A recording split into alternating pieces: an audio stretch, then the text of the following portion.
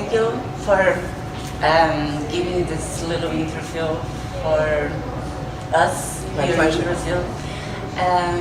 Would mind, can you introduce yourself? Sure. My name is DONNA Sudak. I'm a psychiatrist in Philadelphia. And my academic appointment is at Drexel University, and I have worked in CBT and CBT education for the past 30 years.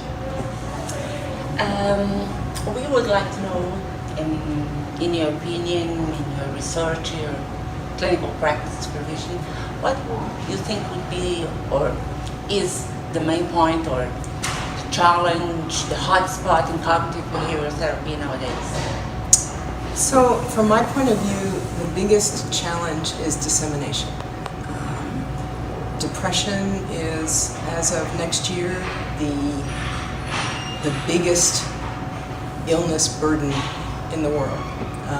The numbers of people who will be afflicted, the loss in productivity and work, the cost to their families, the numbers of suicides, whatever depression has to do with rates of substance use disorders, it's just astronomical. And we have really good treatment for this problem. But what we don't have is a way to get that treatment to the people who need it most very effectively. And I think there are two problems with that. One problem is that there needs to be better advocacy for the provision of mental health treatment by health systems in the world, and less stigma about that. And it may well be that the community of CBT therapists should do something about promulgating that advocacy for programs like what happened in the UK, for example, in other countries could make a difference. I think the other problem is that we have a long-standing tradition, and it's a good one, about training therapists to a level of competence and expertise so that we know that they are well-trained cognitive therapists.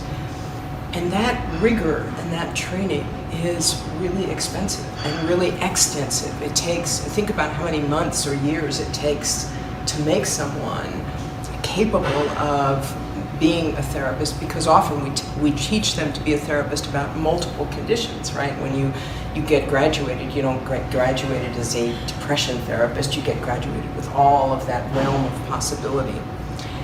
And I think to effectively tackle the problem of depression, we need, number one, training models that will allow for people to learn some of those skills remotely. And there's already some of that, right? Some internet training and that would make a difference. But that's more knowledge-based than skill-based, right? So we need to figure out how can we do skill-based training online, potentially, or in larger groups so that we get more people out there. And the other thing I think is we need to think about how much training for which professionals. So for example, Chris Fairburn has a lot of models or things that they're testing where they have people learn how to deliver 5 group sessions of CBT educational materials, and really found that it has an impact on mental health. It certainly isn't perfect. It wouldn't potentially work with more complex patients. But we need to think about ways of disseminating at least parts of what we do, even if it's not fully competent cognitive therapy for depression. And how do you think this is going to be, or you wish this is going to be 10 years from now? Or what do you think that we could start doing now if you would make one point for that? So I think we have to leverage technology. I think that is really an exciting idea for me about, and there's different ways of considering doing that. I mean, one way is internet-based treatments, obviously, and that's something that's been out there and tested, and clearly that helps. But internet-based training and the different ways as technology unfolds that it can be made available. For example, I know that here in Brazil there are individuals like Erismar who have figured out how to use Zoom. Do you think that we have prejudice against technology? professionals of mental health or health professionals as a whole? I think generally we do, and I think we just don't know data, right? It could be that it doesn't work as well, right? But we just don't have a measure. So for example, we have always taken such store in the ability to be in person with someone and the alliance and the warmth and the capacity to form that relationship. And that has been seen as being central to what we do.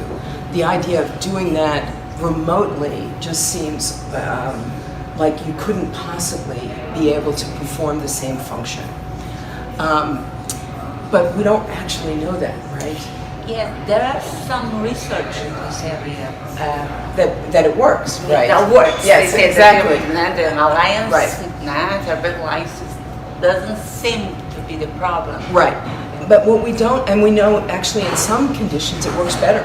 So for example, if you have people do a self-help online substance use treatment, they're sometimes more truthful because they're not as ashamed, right? It's hard to be ashamed in front of a computer.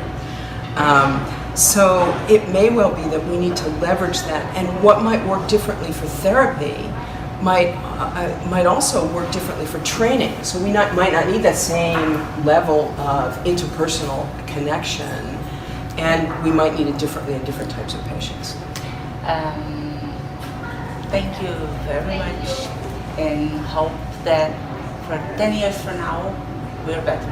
I hope so too.